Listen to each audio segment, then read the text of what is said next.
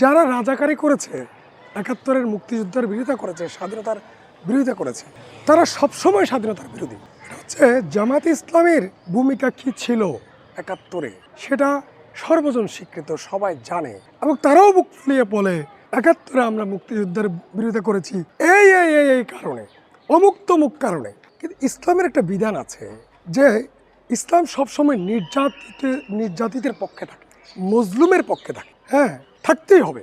ইসলাম সবসময় মুক্তিযুদ্ধের পক্ষে থাকে, স্বাধীনতার পক্ষে থাকে। এটা হচ্ছে ইসলামের বিধান। আপনি কোরআনের আয়াতগুলো পর্যবেক্ষণ করে দেখেন, হাদিস শরীফের হাদিসগুলো পর্যবেক্ষণ করে দেখেন।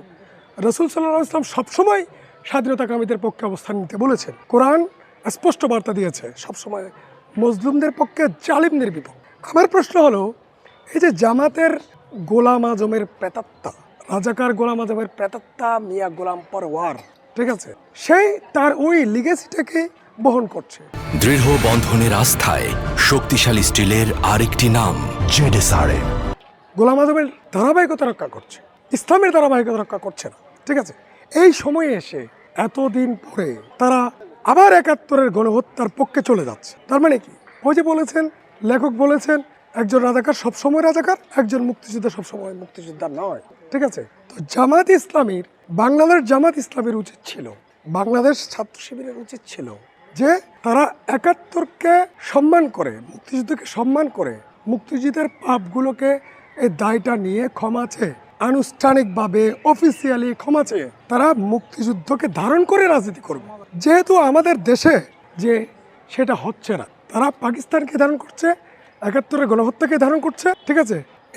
এইটা করতে গিয়ে তারা ভারতের প্রসঙ্গ টানছে। এই গোলাম পরওয়ার সাহেব, আপনি যে 16 ডিসেম্বরে যে ইয়াটা আসছিল, চুক্তিটা হয়েছিল, যে পরাজয় স্বীকার করে নিয়াজি যে সাইন করছিল, ওইটা আপনি পড়ে দেখেছেন?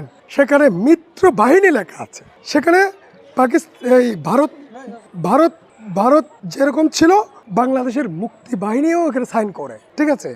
এরকম বিকৃত মানসিকতা, গোলাম আজমের বিকৃত মানসিকতা এখনো এরা লালন করে। সেজন্য এটা ভারতকে টানছে।